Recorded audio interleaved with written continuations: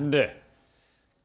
이 코로나19가 장기화하면서요. 국제적으로는 이런 어떤 노동의 상황, 그다음에 뭐 자산가 혹은 뭐 그 어려운 계층의 공공함 이런 부분이 계속 이야기가 되고 있는데요.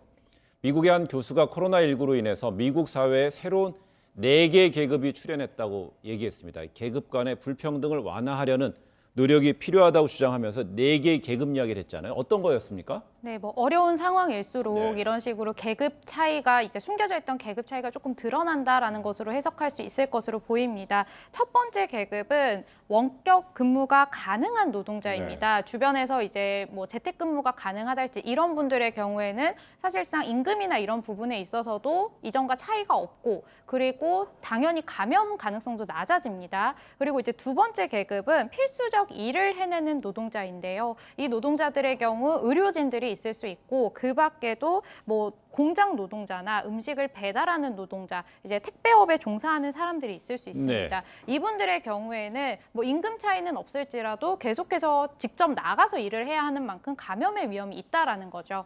그리고 세 번째 계급은 임금을 받지 못하는 노동자입니다. 이분들의 경우 무급 휴가를 떠나야 하거나 아니면 실직을 할 수밖에 없는 그런 상황인데 이분들 중 3개월치 생활비가 있는 사람들을 이제 알아봤을 때 전체의 47%밖에 되지 않았다라고 하면 당장 이제 경제적인 어려움이 크다라고 볼 수 있습니다.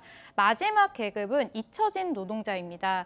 이분들의 경우 이민자 수용소 혹은 뭐 원주민 보호구역에 있는 사람들, 노숙인 시설에 있는 사람들인데 당연히 물리적 거리두기가 불가능한 만큼 코로나 감염 위험이 높아질 수밖에 없죠. 이렇게 쭉 계급을 놓고 봤을 때 이제 후자에 있는 세 개의 계급 같은 경우는 가난하고 흑인이고 라틴계였다의 비율이 굉장히 높다라는 부분이죠.